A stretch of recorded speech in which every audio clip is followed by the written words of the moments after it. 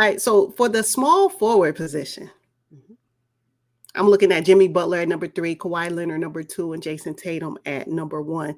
No problem with this order whatsoever. I couldn't have come up with something better myself. No. Disagree. 100% disagree with the order of this list. Okay. Number one, disagree. Jayson Tatum, for me, can't wait to see what he does in the future. He just needs more experience, in my opinion. To be number 1 in ranking, absolutely not. Number 3, yes, and that's where I put him. So should he be on the list? I have no problem with him being here. But at number 1 spot, I disagree with that. So my ranking would be Jayson Tatum at number 3, um, uh, Jimmy Butler at number 2, and of course I'm gonna put Kawhi Leonard at number 4. His body of work speaks for himself. It just does. And so when Jayson Tatum supersedes Kawhi Leonard, then I question what is the baseline of this particular list. What was the author of this list?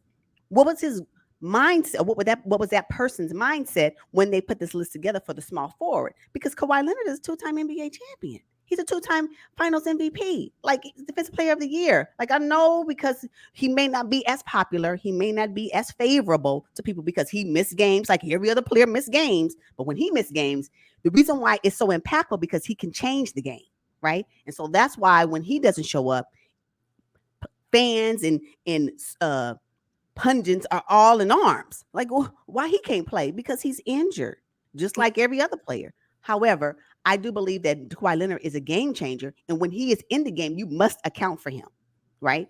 And when he shows up, his proof of that was in 2019. 1 year in Toronto is the year that they won the championship. So came to the Clippers, will be changing the franchise. For me, the future is bright for the Clippers when it has Kawhi Leonard on their roster. So for me, number 1, Jimmy Butler, the only reason why I have him at number 2, I don't believe he's number 3, but what's missing for me and Jimmy Butler is when will he hoist his NBA championship? Because I'm waiting for that. And once he gets that, then I believe the argument is a little bit more greater for him. But right now, Kawhi Leonard number 1, Jimmy Butler number 2, Jayson Tatum number 3.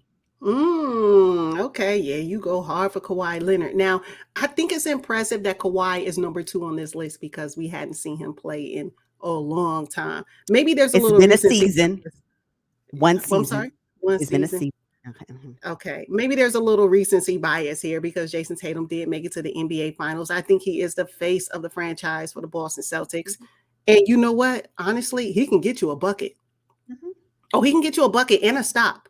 And his Mhm. defense is Mhm. fantastic. Now, Kawhi Leonard at number 2, I'm okay with because of the absence, because of his lack of availability. We know Jimmy Butler, playoff Jimmy, he can't be stopped. He will push his body to full and complete exhaustion. So I'm okay with this list the way that it's numbered.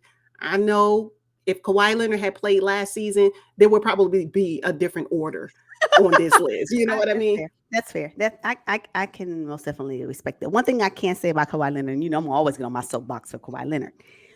Although we may question whether or not he'll play, but when he gets on the court, there is no question about his game, and so that's why he'll always be number 1 based on this list right here. Okay. All right, that's fair. So